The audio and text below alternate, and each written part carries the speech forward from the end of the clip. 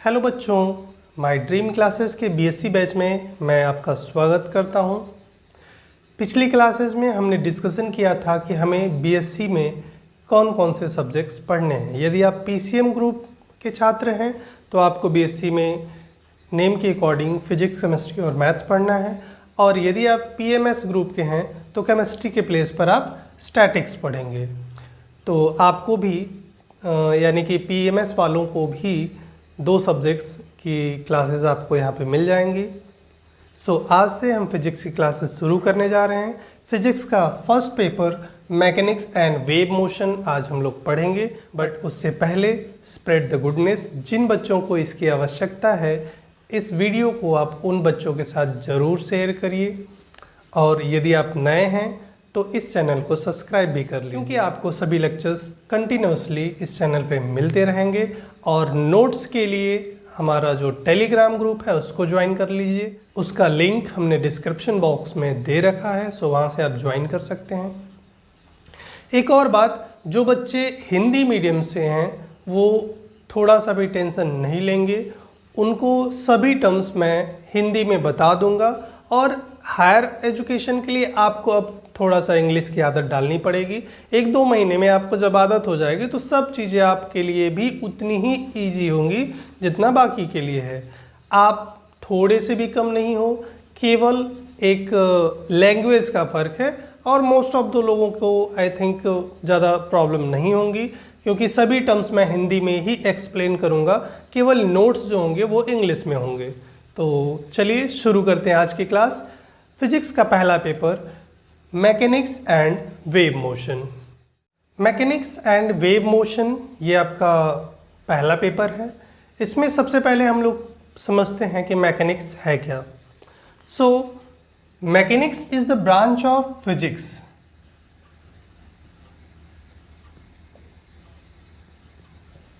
Mechanics basically physics की ही एक branch है जिसमें हम ऑब्जेक्ट्स के रेस्ट या मोशन की स्टडी करते हैं। We can say it is a branch of physics which deals with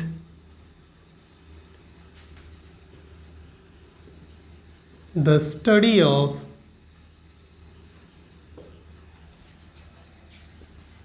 rest and motion of a body। यानी फिजिक्स की ही एक ऐसी ब्रांच है ये जो कि किसी बॉडी के रेस्ट या मोशन की स्टडी करता है। अब जो मैकेनिक्स है उसको कुछ और सब ब्रांचेज में डिवाइड किया गया है, जैसे कि स्टैटिक्स, काइनेमेटिक्स एंड डायनेमिक्स, जिसमें से कि स्टैटिक्स में हम बॉडीज़ के रेस्ट की स्टडी करते हैं, और काइनेमेटिक्स और डायनेमिक्स में हम मोशन की स्टडी करते हैं। तो सबसे पहले हम लोग समझ लेते हैं कि रेस्ट या मोशन है क्या। देखिए, rest, if a body does not change its position with respect to time or with respect to its surroundings, then it is called in rest। यानी कि यदि कोई बॉडी अपने पोजीशन को चेंज नहीं कर रही है समय के साथ तो उसे हम रेस्ट में कहते हैं। जैसे कि मान लीजिए ये एक बॉडी है, हमने इसको t=1 सेकेंड पे देखा तो ये इस पॉइंट P पर थी। कुछ देर के बाद t=5 सेकेंड पर देखा तब भी हमें ये पॉइंट P पे ही मिली। फिर कुछ टाइम के बाद हमने जब 10 सेकेंड के बाद देखा तो भी ये इसी पॉइंट पे मिली। इसका मतलब ये बॉडी अपनी पोजीशन को चेंज नहीं कर रही है टाइम के साथ, तब हम कहेंगे कि ये जो बॉडी है वो रेस्ट में है। अब एक दूसरी बॉडी लेते हैं, इसको हमने देखा कि t=1 सेकेंड पर ये पॉइंट A पर थी, और 5 सेकेंड के बाद जब हमने देखा तो ये पॉइंट A से पॉइंट B पर चली गई। इसका मतलब इस बॉडी ने अपना पोजीशन चेंज कर दिया समय के साथ। तो अगर कोई बॉडी समय के साथ अपने पोजीशन को चेंज कर देती है तब हम कहते हैं कि ये जो बॉडी है वो मोशन में है। सो रेस्ट या मोशन ये एक बेसिक कॉन्सेप्ट है, आपने 9th में पढ़ा होगा, 11th में पढ़ा होगा, यहाँ पे फिर से पढ़ रहे हैं। सो रेस्ट का मतलब है यदि कोई बॉडी अपने पोजीशन को चेंज नहीं करती है टाइम के साथ तो वो रेस्ट में है, और अगर वो अपने पोजीशन को टाइम के साथ चेंज कर रही है तब वो मोशन में है। अब एक बात आती है कि ये जो रेस्ट या मोशन का जो कॉन्सेप्ट है ये एक्चुअली इसमें एक और चीज़ इंक्लूड होता है, रेफरेंस बॉडी। यानी कि यदि हम कह रहे हैं कि ये बॉडी रेस्ट में है तो ये किसके रेस्ट में है, और ये मोशन में है तो किसके रेस्पेक्ट में मोशन में है। तो एक रेफरेंस बॉडी से हम कंपेयर करते हैं एक्चुअली किसी भी बॉडी के रेस्ट या मोशन को। फॉर एग्जाम्पल, जैसे कि यदि हम कह रहे हैं कि जो भी चीज़ें, जो भी ऑब्जेक्ट्स हमारे अर्थ पे हैं, जैसे हमारा मकान, कोई पेड़, वो किस सिचुएशन में है, किस पोजीशन में है, तो आपको लगता होगा कि ये रेस्ट में है। आप ये बात सही भी हो सकती है, गलत भी हो सकती है, डिपेंड्स कि आप किस बेस पर बोल रहे हैं, आपका रेफरेंस बॉडी क्या है। अगर हम बात करें कि कोई भी मकान जो अर्थ पे बना हुआ है वो दूसरे मकान के कंपेयर में रेस्ट में है, बट अगर हम किसी ऐसी बॉडी को रेफरेंस लें जो हमारे अर्थ पे नहीं है, फॉर एग्जाम्पल अगर हम मून के रेस्पेक्ट में देखें तो हमारा जो अर्थ है वो रोटेट कर रहा है अपने एक्सिस पर, साथ ही साथ सन के अबाउट भी रोटेट कर रहा है।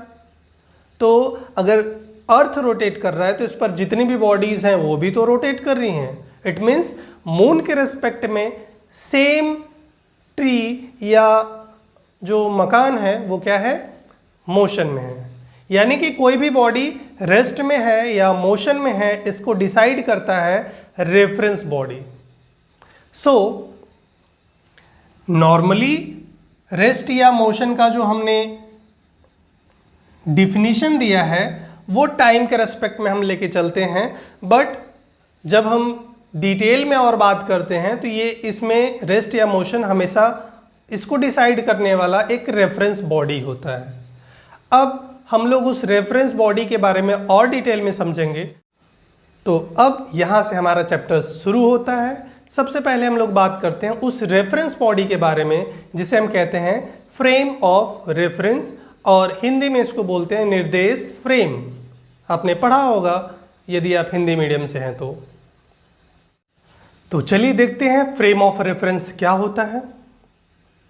फ्रेम ऑफ रेफरेंस बेसिकली एक ऐसा फ्रेम होता है जिसके रेस्पेक्ट में हम किसी भी बॉडी के पोजीशन को डिटरमाइन करते हैं। जैसे यदि हम किसी कमरे में रखे ऑब्जेक्ट के पोजीशन को एकदम करेक्ट डिटरमाइन करना चाहते हैं तो हमें एक रेफरेंस की ज़रूरत पड़ेगी, और इस रेफरेंस के लिए हम दीवार का सहारा ले सकते हैं। ठीक उसी तरह से स्पेस में किसी ऑब्जेक्ट के पोजीशन को बताने के लिए हम एक इमेजिनरी कोऑर्डिनेट सिस्टम का इस्तेमाल करते हैं जिसमें 3 एक्सिस होती हैं, X axis, Y axis and Z axis.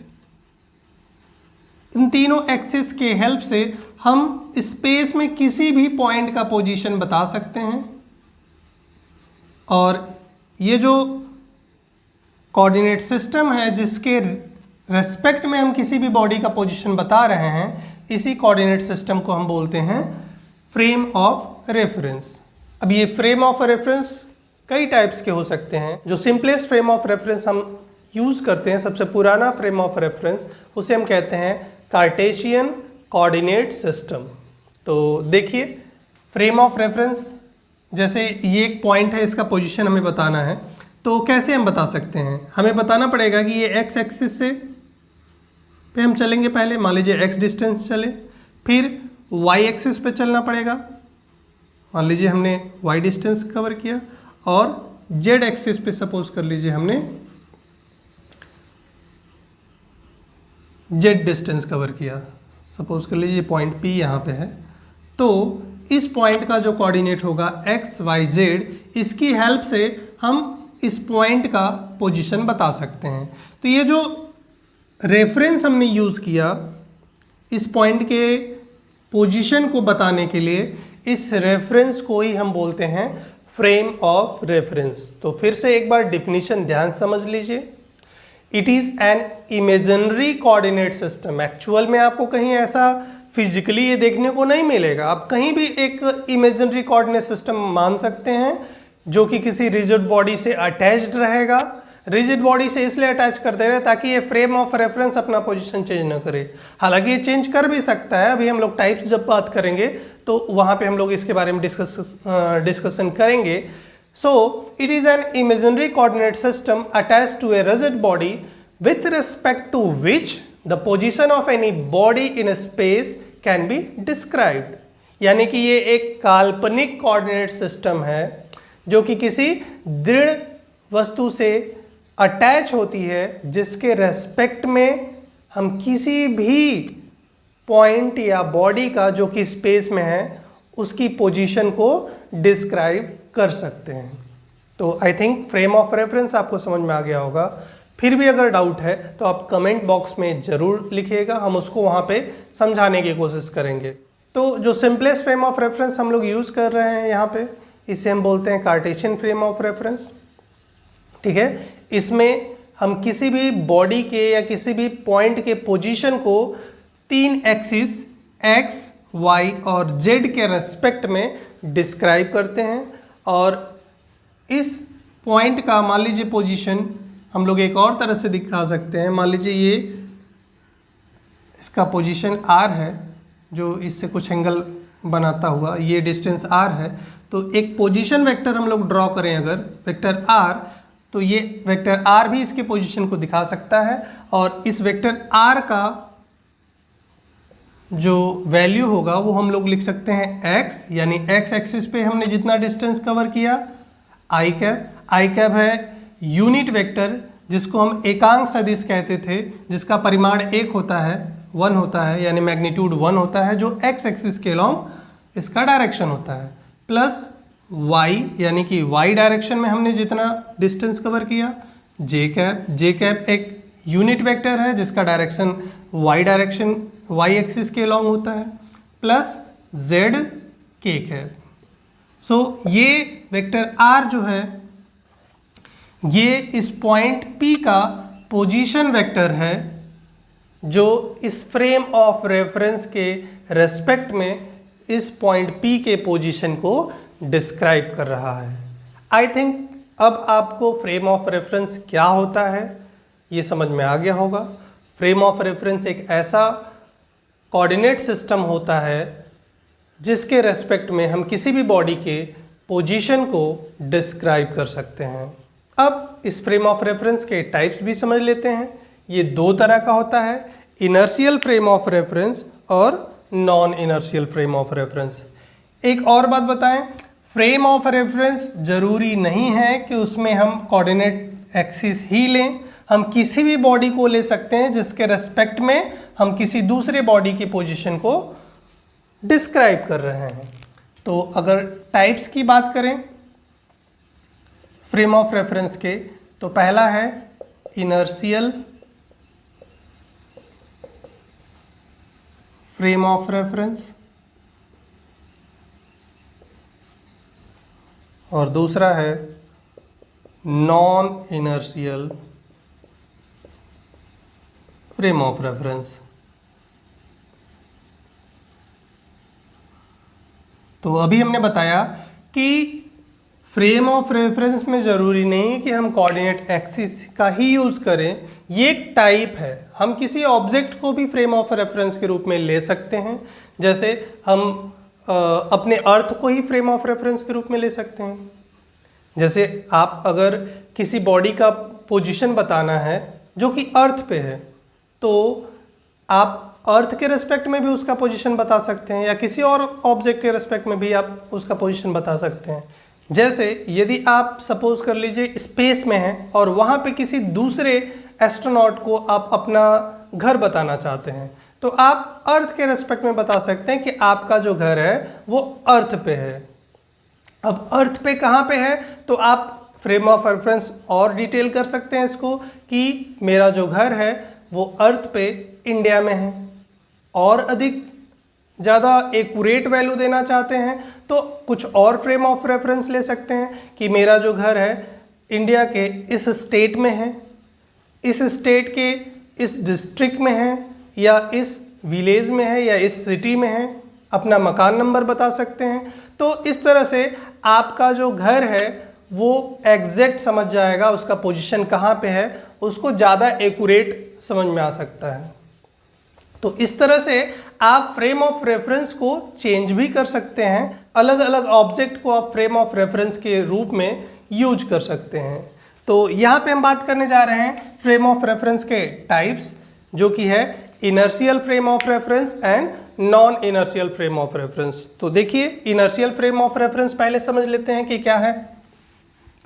Inertial frame of reference एक ऐसा फ्रेम ऑफ रेफरेंस होता है जिसमें न्यूटन का फर्स्ट लॉ पूरी तरह से लागू होता है, अप्लाई होता है। So a frame of reference that is a coordinate system in which Newton's first laws of motion holds good. A frame of reference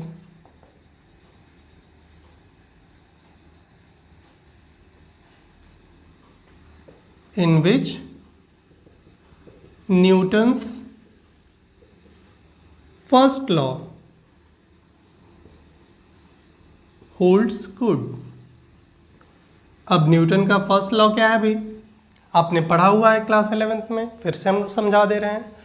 any body in rest continue in rest, any body in motion in a straight line continue its motion in the same direction until and unless an external unbalanced force is applied on it।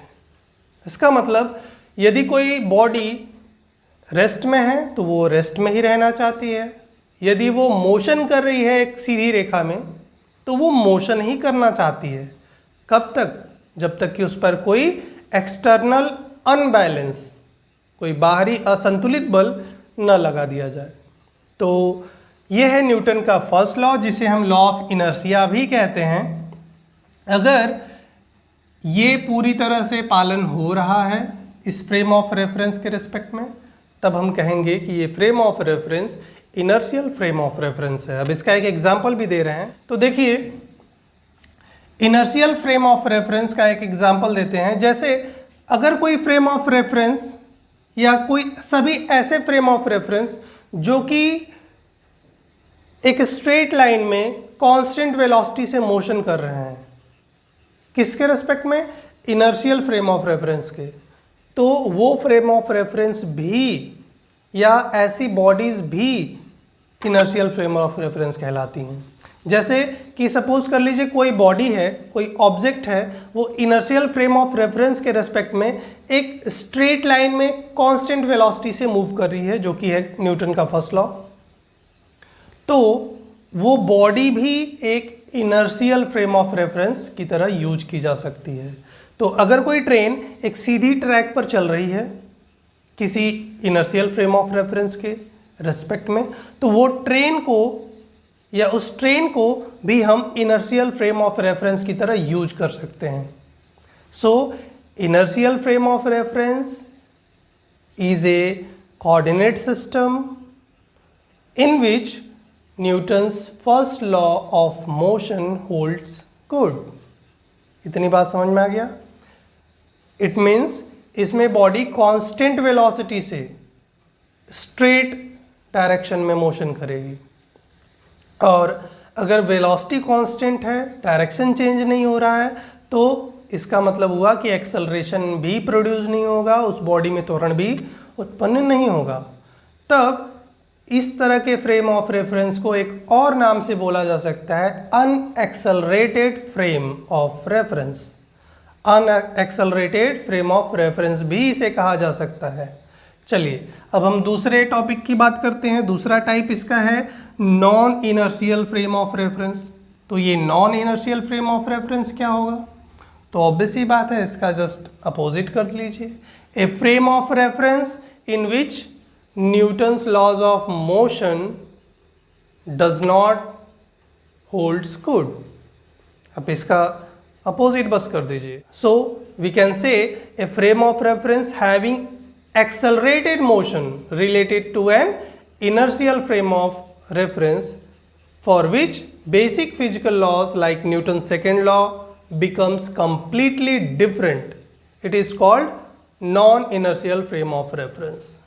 यानी कि एक ऐसा frame of reference जो कि accelerated motion कर रहा है किसके रेस्पेक्ट में, इनर्शियल फ्रेम ऑफ रेफरेंस के रेस्पेक्ट में।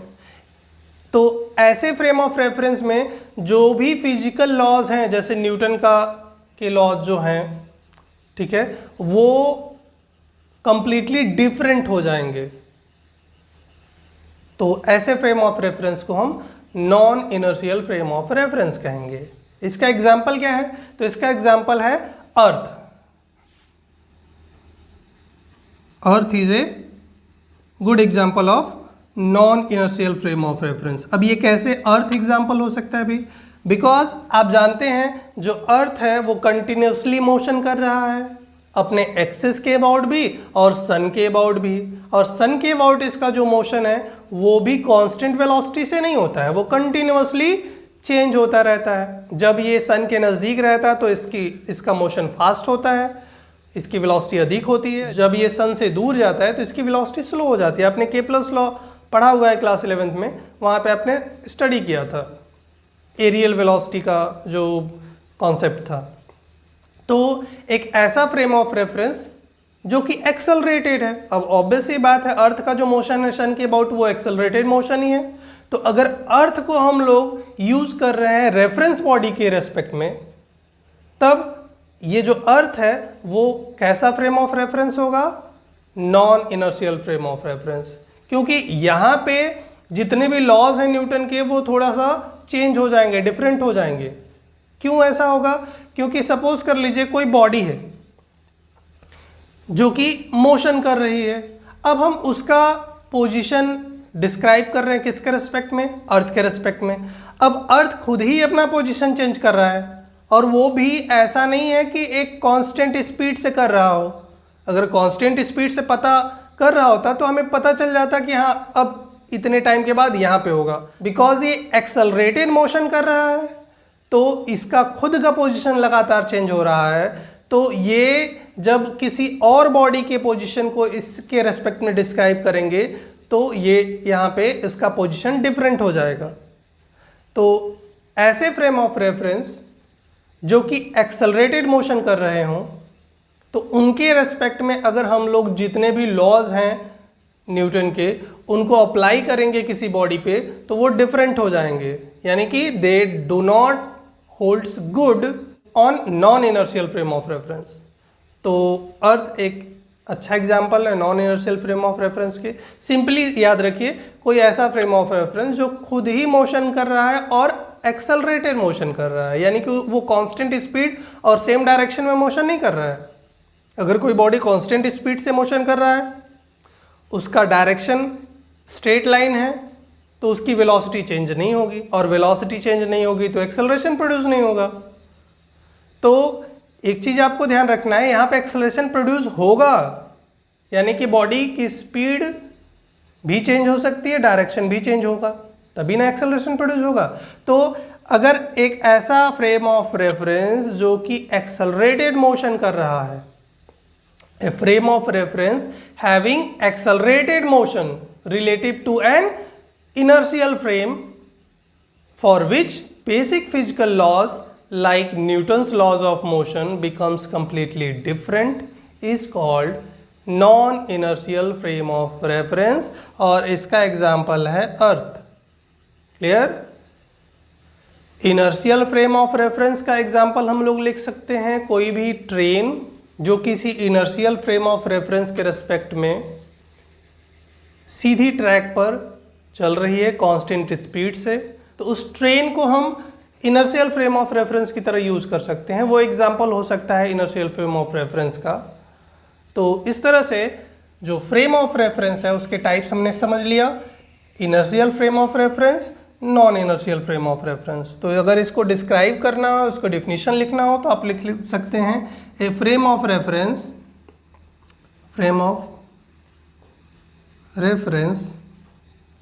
which is in accelerated motion or having accelerated motion, having accelerated motion with respect to inertial frame, with respect to inertial frame, for which basic physical laws, for which basic physical laws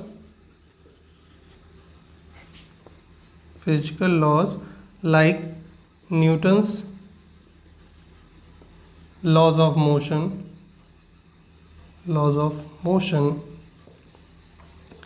becomes completely different.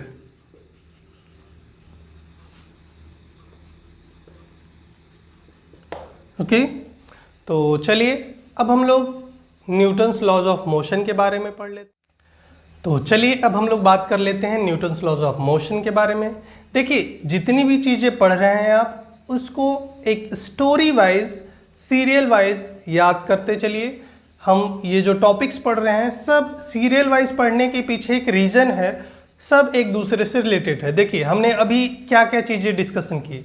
हम mechanics के बारे में बात कर रहे हैं, तो mechanics जैसा कि आप जानते हैं इसमें रेस्ट या मोशन की स्टडी करते हैं, तो हमने रेस्ट ऑफ मोशन क्या होता है उसको डिस्क्राइब कर दिया। और हमने बात किया था कि एक्चुअली कोई भी बॉडी का पोजीशन यानी कि वो रेस्ट में है या मोशन में है, ये हम किसी दूसरी बॉडी के रेस्पेक्ट में बताते हैं।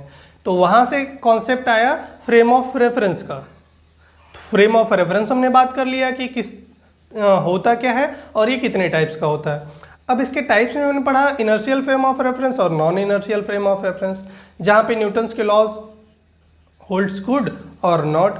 तो यहाँ पे न्यूटन्स के लॉज वर्ड आया, तो यहाँ पे अब हम लोग बात करने जा रहे हैं न्यूटन के लॉज हैं क्या। तो देखिए एक सीरियल वाइज एक दूसरे से रिलेटेड टॉपिक्स चलते जाएंगे, अपने आप आपको अगला जो टॉपिक है वो याद होता चला जाएगा। तो इस तरह से आप याद करने की भी कोशिश करिएगा। देखिए Newton's laws of motion, Newton ने 3 लॉज दिए थे मोशन के रेस्पेक्ट में। उन्होंने अपनी बुक में इन तीनों लॉज को मेंशन किया था। तो क्या है ये लॉ? तो देखिए पहला जो लॉ है उसको हम बोलते हैं law of inertia. Law of inertia, इसके बारे में अभी हमने डिस्कशन किया था कि लॉ ऑफ इनर्शिया होता क्या है। तो देखिए a body continue its state of rest or state of uniform motion until and unless not acted by any unbalanced external force on it। यानी कि कोई भी बॉडी जो रेस्ट में है वो रेस्ट में ही चलती रहती है, या अगर मोशन में है तो उसी स्पीड के साथ उसी डायरेक्शन में वो मोशन में चलती रहेगी। ये कब तक होता है? जब तक कि उस पर कोई एक्सटर्नल अनबैलेंस फोर्स न लगा दिया जाए। सो इसको हम लोग लिख सकते हैं a body continue its state of rest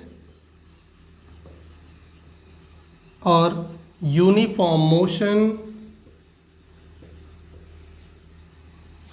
until and unless an external, देखिए ये वर्ड है external and unbalanced force is applied on it. यहाँ पे 2 चीजें हमने बोला कि फोर्स केवल लगा देने से काम नहीं चलेगा।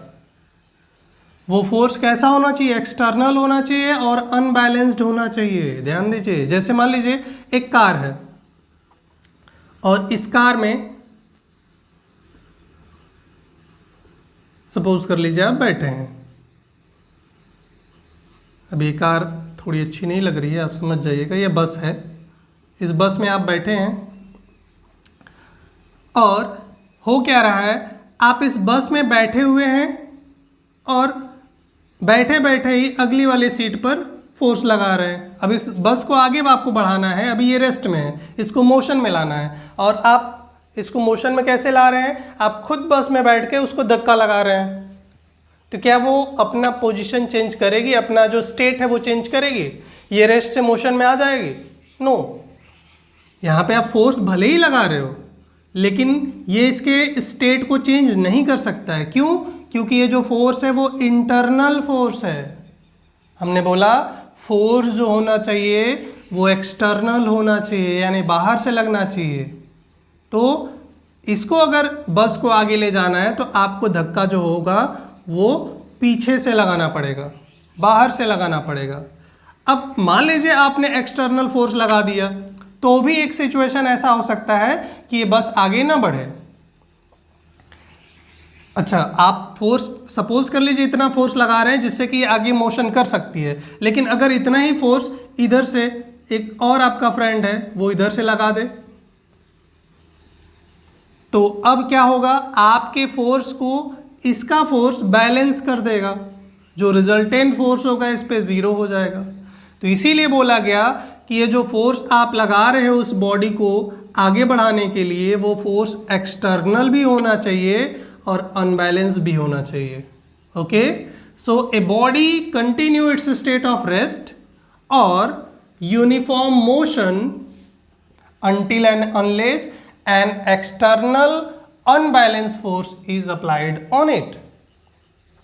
अब आप कहोगे सर अगर ऐसी बात है तो अगर हम साइकिल चलाकर छोड़ देते हैं तो वो अपने आप क्यों रेस्ट में आ जाती है? तो एक्चुअली वहाँ पे भी फोर्स लग रहा है। अगर फोर्स नहीं लगता तो आप एक बार साइकिल चलाकर छोड़ देते तो वो कंटिन्यूअसली चलता रहता है, कभी भी वो नहीं रुकता। तो यहाँ पे कौन सा फोर्स है जो उस साइकिल को एक बार मोशन में ला देने के बाद वो रेस्ट में ला देता है? तो that is frictional force. Actually आपके साइकिल और साइकिल का टायर और जो सड़क है उसके बीच में एक फ्रिक्शनल फोर्स वर्क करता है, जो मोशन है उसको उसका अपोज करता है, और इसी वजह से आपके साइकिल को मोशन को बिकॉज ये अपोज कर रहा है इसलिए आपकी साइकिल कुछ देर के बाद रेस्ट में आ जाती है। So understood? अगर किसी बॉडी पर कोई एक्सटर्नल और अनबैलेंस फोर्स नहीं लग रहा है तो वो जिस भी स्टेट में है उसी में रहेगी। अगर रेस्ट में है तो रेस्ट में ही रहेगी, और अगर कांस्टेंट स्पीड से मोशन कर रही है तो उसी स्पीड से वो मोशन भी करती रहेगी। सो ये है न्यूटन का फर्स्ट लॉ, जिसको हम लॉ ऑफ इनर्शिया भी कहते हैं। अब ये जो लॉ ऑफ इनर्शिया है इसमें हमने बात तो कर लिया कि हर बॉडी अपने पोजीशन को बनाए रखने की कोशिश करती है, यानी अगर वो रेस्ट में है तो रेस्ट में रहना चाहती है, मोशन में है तो उसी स्पीड के साथ यूनिफॉर्म मोशन करना चाहती है। अब ये जो इनर्शिया है हर बॉडी की प्रॉपर्टी होती है, सभी बॉडीज में पाई जाती हैं, और ये जो इनर्शिया की प्रॉपर्टी है वो बॉडी के मास पर डिपेंड करती है। So inertia depends on mass of body. The more is the mass of the body, the more is the inertia in the body। यानी कि जो इनर्शिया है वो हर बॉडी में की प्रॉपर्टी होती है, और किसी भी बॉडी में कितनी इनर्शिया होगी ये डिपेंड करता है कि उस बॉडी का मास कितना है। जो भी हैवी ऑब्जेक्ट्स होते हैं उनमें ज़्यादा इनर्शिया पाया जाता है, और जो लाइट वेट ऑब्जेक्ट्स होते हैं उनमें कम इनर्शिया पाया जाता है। बिकॉज हैवी वेट है तो उसका मास जो होगा वो अधिक होगा, और लाइट वेट है तो उसका मास कम होगा। जैसे अगर हम एक ट्रक और एक कार दोनों को रेस्ट में है दोनों, और हम इसको मोशन में लाना चाह रहे हैं। सपोज कर लीजिए ये ट्रक है ये कार है, तो बिकॉज जो ट्रक है वो हैवी वेट होता है, इसका मास अधिक होता है, और जो कार है उसका मास कम होता है, इसलिए जिसका मास अधिक उसमें इनर्शिया भी अधिक, और इनर्शिया अधिक होने का मतलब क्या? उसमें अपनी स्टेट को बनाए रखने की प्रॉपर्टी भी अधिक होगी, टेंडेंसी भी अधिक होगी। इसीलिए ट्रक अगर रेस्ट में है तो वो रेस्ट में ही रहना चाहेगा, उसमें टेंडेंसी जो है रेस्ट में बने रहने की वो अधिक होगी, तो इस ट्रक को ढकेलना कठिन है, लेकिन कार को ढकेलना इजी है, कार को एक या दो व्यक्ति मिलकर ढकेल सकते हैं, रेस्ट से मोशन में ला सकते हैं, लेकिन ट्रक को अधिक लोगों की आवश्यकता होगी, उस पर ज़्यादा फोर्स लगाने की आवश्यकता होगी, बिकॉज उसका मास अधिक होने की वजह से इनर्शिया भी अधिक है। तो इसीलिए न्यूटन का जो फर्स्ट लॉ है उसे हम लॉ ऑफ इनर्शिया भी कहते हैं। अब हम बात करते हैं न्यूटन के सेकेंड लॉ की। क्या है सेकेंड लॉ? देखिए, तो न्यूटन का जो सेकेंड लॉ है उसको समझने के लिए हमें मोमेंटम समझना पड़ेगा। मोमेंटम क्या होता है? तो momentum is the product of mass of the body and velocity of the body. Basically momentum किसी भी बॉडी में मोशन का मेजरमेंट है। कोई भी बॉडी का जो मोशन है वो दो बातों पे डिपेंड करता है, एक तो उसके मास पर, दूसरा उसकी वेलोसिटी पर। यानी किसी भी बॉडी का जो मोशन है उसमें मोशन की कितनी क्वांटिटी है, यही उसका मोमेंटम कहलाता है। देखिए, इसका एक्चुअल मीनिंग क्या होता है, फिजिकल मीनिंग क्या होता है, ये जानना बहुत ज़रूरी है। आप केवल डिफिनीशन रट लेंगे तो समझ नहीं होगी, कॉन्सेप्ट नहीं समझ में आएगा आपको इस चीज़ का। तो हर चीज़ का कॉन्सेप्ट अगर समझ गए आप, फिजिक्स बेसिकली कॉन्सेप्ट का ही सब्जेक्ट है। कॉन्सेप्ट अगर याद है तो फिजिक्स एक ऐसा सब्जेक्ट है जिसको आपको याद करने की ज़रूरत नहीं है, कॉन्सेप्ट बस समझ लीजिए, क्योंकि आप अपनी डेली लाइफ में हर जगह फिजिक्स ही देखते हो। आपकी लाइफ में ऐसे सैकड़ों चीज़ें होती हैं जो फिजिक्स से रिलेट है, हर एग्जाम्पल आपको अपने आसपास मिल जाएगा। तो अब इसको समझते हैं। जैसे मान लीजिए एक ट्रक है और उस ट्रक को हमने किसी स्लोप पर से छोड़ दिया है। अब ये ट्रक कितना दूर जाएगा? इस ट्रक को हमने एक स्लोप पर, एक स्लोपी रोड था, वहां पर हमने इसको सिंपली छोड़ दिया, रेस्ट में था, अभी हमने छोड़ दिया। अब ये स्लोप की वजह से आगे बढ़ेगा।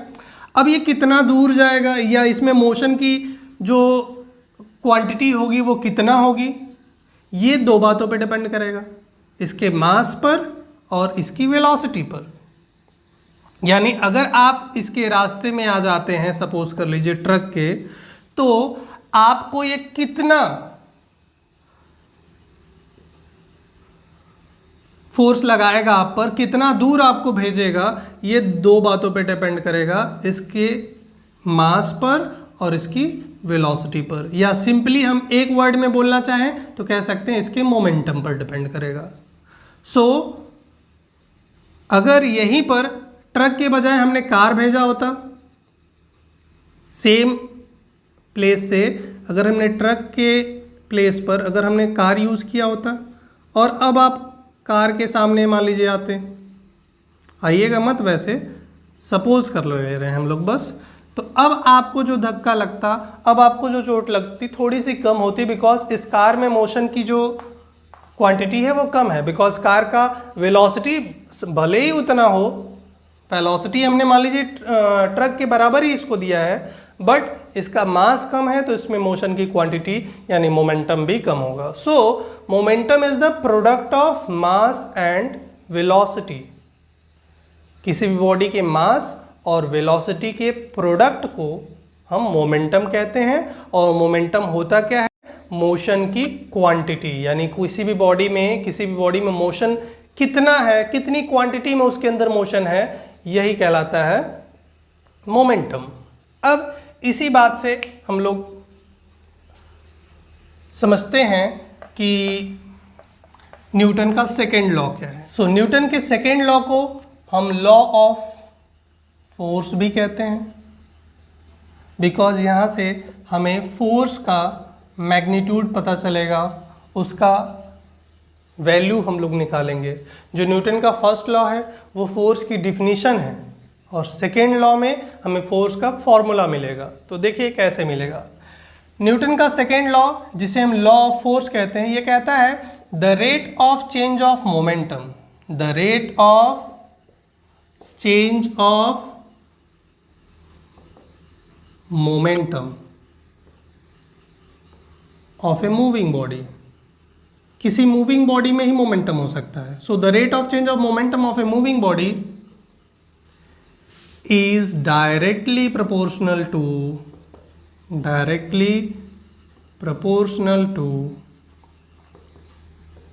The force applied on it. अच्छा, यदि आप पहले से पढ़े हुए हो ये सब चीज़ें, आपको थोड़ा सा स्लो लग रहा है तो आप अपनी स्पीड बढ़ा सकते हो। यूट्यूब से आप इसको 1.25 की स्पीड से भी देख सकते हो। सो जिन बच्चों को ये थोड़ा बोरिंग लग रहा होगा या जिन लोगों ने पढ़ा हुआ है उनको एकदम क्लियर समझ में आ रहा है तो वो अपनी स्पीड बढ़ा के जल्दी से इसको देख लेंगे। देखिए, सो लॉ ऑफ फोर्स या न्यूटन का सेकेंड लॉ ये है, the rate of change of momentum of a moving body is directly proportional to the force applied on it. अब देखिए, हमने बताया कि मोमेंटम डिपेंड करता है मास पर और वेलोसिटी पर। मान लीजिए कोई बॉडी थी, उसका मास है m और इसका इनिशियल वेलोसिटी था u। हमने एक फोर्स लगाया F और फोर्स लगाने से इसकी वेलोसिटी बढ़ के हो गई v। तो बिगिनिंग में इसका मोमेंटम कितना था? तो mass into velocity. Final momentum कितना हो गया? m into V. मोमेंटम में चेंज कितना हुआ? So M V minus M U कर देंगे, M V minus M U ये हो गया चेंज में।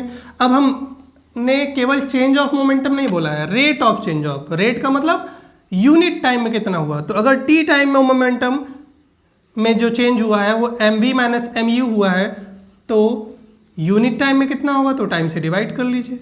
ये हो गया rate of change of momentum. और रेट ऑफ या time rate of change of momentum is directly proportional to force, यही लॉ कहता है। तो यहाँ से अगर हम प्रोपोर्शनलिटी का साइन हटाएंगे तो क्या आ जाएगा? m को कॉमन कर ले रहे हैं, v minus U by T. ये क्या हो गया भाई? ये है वेलोसिटी में चेंज अपॉन टाइम, यानी rate of change of velocity. और rate of change of velocity is the rate of change of velocity is called acceleration. So इसके जगह पर हम एक्सेलरेशन पुट कर सकते हैं। k की वैल्यू एक्सपेरिमेंट के थ्रू 1 आई गई है तो F बराबर आ गया फॉर्मूला ma। तो देखा, हमने बोला था ना कि न्यूटन का जो सेकेंड लॉ है वो फोर्स का फॉर्मूला बताता है और न्यूटन का फर्स्ट लॉ फोर्स की डिफिनीशन। सो फिर से समझ लीजिए, न्यूटन का जो सेकेंड लॉ है उसे हम लॉ ऑफ फोर्स भी कहते हैं। ये कहता है कि किसी भी गतिशील वस्तु में, जो हिंदी मीडियम के बच्चे हैं वो ध्यान समझ लीजिए, किसी भी गतिशील वस्तु में संवेग परिवर्तन की दर उस पर लगाए गए फोर्स के डायरेक्टली प्रोपोर्शनल होती है। ये तो डिफिनीशन हो गया, इसका मीनिंग आप समझने की कोशिश करिए। ये कहना क्या चाह रहा है? अगर कोई बॉडी मान लीजिए उसका वेलोसिटी u है, उसका मोमेंटम mu होगा। अब ये जो u है, अगर इसको चेंज करना है तो न्यूटन का फर्स्ट लॉ ये कहता है कि अगर कोई बॉडी u वेलोसिटी से मूव कर रही है तो उसी से मूव करती रहेगी। अगर ये इसको चेंज करना है तो क्या करना पड़ेगा? इस पर फोर्स लगाना पड़ेगा, और फोर्स लगाएंगे तो उसका वेलोसिटी चेंज होके v हो जाएगा, यानी इसका मोमेंटम चेंज हो गया, mu से mv हो गया। और ये मोमेंटम चेंज क्यों हुआ है? Because of the force. So the rate of change of momentum is directly proportional to the force. अब ये जो चेंज हुआ है वो किस बात पर डिपेंड करेगा? कितना अधिक होगा तो जितना ज़्यादा फोर्स लगाएंगे उतना ज़्यादा चेंज होगा। अगर कोई बॉडी है 10 मीटर पर सेकेंड की स्पीड से चल रही है, कोई कार है 10 मीटर पर सेकेंड की स्पीड से चल रही है, आपने उस पर एक फोर्स लगाया 200 न्यूटन का। अब इसकी वेलोसिटी चेंज होगी, थोड़ा सा स्पीड उसका बढ़ जाएगा। लेकिन अगर आपने 2000 न्यूटन का फोर्स लगा दिया तब क्या होगा? वो बहुत स्पीड से जाने लगेगी, यानी मोमेंटम और ज़्यादा चेंज होगा। इसका मतलब मोमेंटम में जो चेंज है 1 सेकेंड में, यूनिट टाइम में कितना मोमेंटम चेंज होगा, ये किस बात पर डिपेंड कर रहा है? कि कितना आपने फोर्स लगाया। सो इसीलिए इसको बोला जा रहा है द रेट, यानी कि यूनिट टाइम में the rate of change of momentum of a body is directly proportional to the force applied on it. Understood? Clear हो गया? आप प्रैक्टिकल लाइफ में आप देखते होगे, आपका फ्रेंड सपोज कर लीजिए साइकिल चलाते हुए जा रहा है, आपने उस पर पीछे से फोर्स लगाया, धक्का दिया, तो उसकी स्पीड बढ़ जाती है। अब जितना ज़्यादा धक्का दोगे, जितना हाई फोर्स लगाओगे, उतना ज़्यादा स्पीड उसकी बढ़ेगी, मोमेंटम उतना ज़्यादा चेंज होगा। या अगर पीछे से पुल करने लगो यानी मोशन के अपोजिट डायरेक्शन फोर्स लगाओ तो भी उसकी स्पीड घट जाती है यानी मोमेंटम चेंज हो गया। अब कितना जल्दी उसको रोक सकते हैं आप, अगर मान लीजिए वो हाई स्पीड से चल रहा है, उसको जितना जल्दी रोकना है उतना ज़्यादा फोर्स लगाइए, उतना ज़्यादा मोमेंटम चेंज होगा। सो ये है सेकेंड लॉ। तो आपका फ्रेंड जब साइकिल चलाता है और आप उसको पीछे से पुल करते हो या पुश करते हो, ढकेलते हो या खींचते हो, तो वहाँ पे अप्लाई होता है। ओके, तो अपने डेली लाइफ में ऐसे बहुत सारे प्लेसेस हैं जहाँ पे आप न्यूटन का सेकेंड लॉ अप्लाई करते हो। ओके, तो इसीलिए हम कह रहे हैं फिजिक्स आप अपने डेली लाइफ में यूज करते हो, इसको याद करने की ज़रूरत नहीं पड़ेगी अगर आपने कॉन्सेप्ट अच्छे से समझ लिया तो। अब बात करते हैं न्यूटन के थर्ड लॉ की, जिसको हम बोलते हैं law of action and reaction. एक फेमस लॉ है, आप इसके बारे में जानते हैं। ये पूरे नोट्स आपको हम ग्रुप में भेज देंगे, तो इसकी चिंता मत करिए नोट करने की। देखिए, law of action and reaction, law of action and reaction. तो देखिए law of action and reaction क्या है। तो ये कहता है every action has equal and opposite reaction. Every action has equal and opposite reaction. एक लाइन का ये लॉ है, यानी प्रत्येक क्रिया की एक बराबर परंतु विपरीत प्रतिक्रिया होती है। प्रत्येक क्रिया की बराबर परंतु विपरीत प्रतिक्रिया होती है। हाँ, बराबर एकदम रहेगी, ऐसा नहीं है कि कम रहेगी। जैसे सपोज कर लीजिए आपने किसी को गाल पर थप्पड़ मारा, तो आपने उस पर फोर्स लगाया, उसको चोट लगी, एक्चुअल में आपको भी चोट लगा, केवल आपने ही उस पर फोर्स नहीं लगाया, केवल आपने ही उसको थप्पड़ नहीं मारा, उसको ही चोट नहीं लगी, चोट आपको भी लगती है आपके हाथ पर, और उतना ही फोर्स वो भी लगाता है। अब आप कहेंगे सर चोट तो उसको ज़्यादा लगती है, हमें तो महसूस ही नहीं होता है। तो आपके हाथ की जो बियरिंग कैपेसिटी है वो ज़्यादा होने की वजह से आपको वो चोट महसूस कम होती है, अदरवाइज चोट दोनों पर बराबर लग रही है।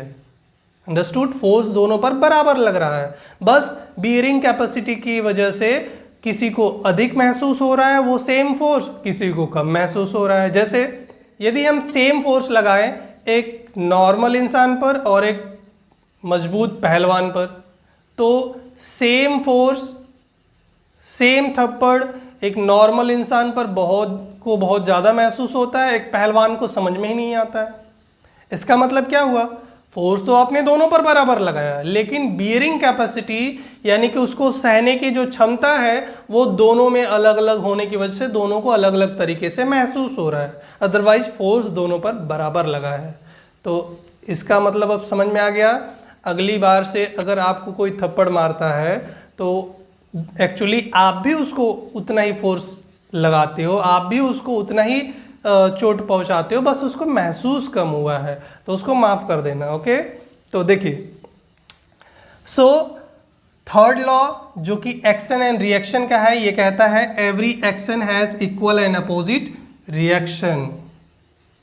अब यहाँ पे एक चीज आपको अच्छे से समझनी है, ये एक्शन क्या है, रिएक्शन क्या है।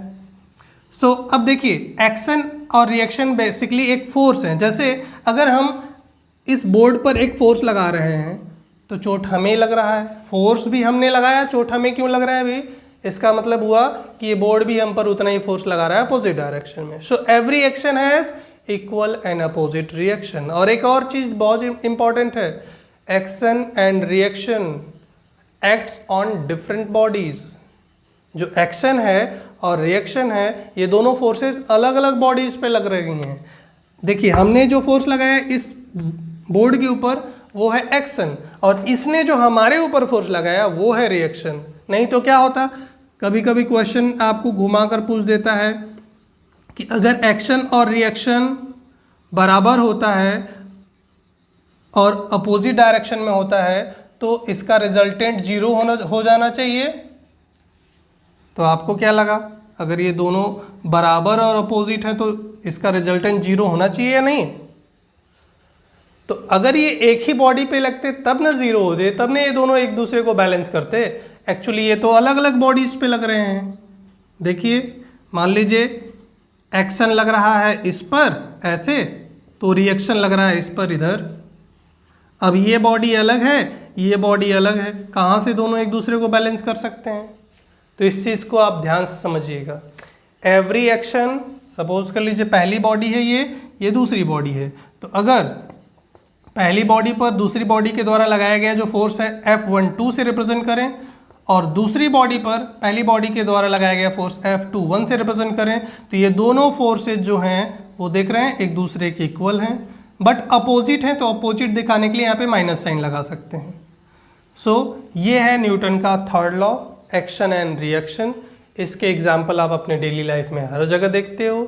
जैसे कि आप जो चल पाते हो फर्श के ऊपर, चलने के लिए आप क्या करते हो, अपने पैर से फर्श को पीछे की ओर पुश करते हो और उतना ही फोर्स है वो आपको आगे ढकेल देता है। या किसी नाव पर से जब आप कूदते हो नदी के किनारे पर, नाव पर से जब कूदते हो ज़मीन की तरफ, तो नाव आप देखते हो पीछे की ओर चली जाती है, तो वो भी एक्शन एंड रिएक्शन की वजह से होता है। तो ये सभी लॉज, चाहे न्यूटन का फर्स्ट लॉ हो, सेकेंड लॉ हो, थर्ड लॉ हो, ये सभी लॉज आप अपनी डेली लाइफ में देखते हो। आप कमेंट करके बताना कि आपने न्यूटन के लॉज और कहाँ देखे हैं, कहाँ आपने अप्लाई किए हैं।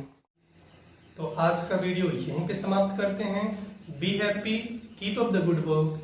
और ये जो वीडियो है, जिन बच्चों को इसकी आवश्यकता है उनके साथ जरूर शेयर करिए, कम से कम एक व्यक्ति के साथ तो जरूर ही शेयर करिए और चैनल को सब्सक्राइब कर दीजिए ताकि आपको आने वाले वीडियोस के अपडेट्स टाइम भी मिलते रहें। और एक चीज याद रखिए, जो भी लेक्चर्स आप अटेंड करते हैं, लेक्चर अटेंड करते समय कॉपी पेन को अपने साथ में रखिए। जो भी पॉइंट्स यहाँ पे पढ़ाए जा रहे हैं एटलीस्ट उसको रफ की तरह ही लिखते जाइए, जिससे कि आपके दिमाग में वो सब चीजें याद होती चली जाएंगी, फीड होती चली जाएंगी। और टेलीग्राम चैनल को जरूर ज्वाइन कर लीजिए क्योंकि वहां पे ही आपको सभी नोट्स मिलने वाले हैं। तो खुश रहिए। जय हिंद, वंदे मातरम।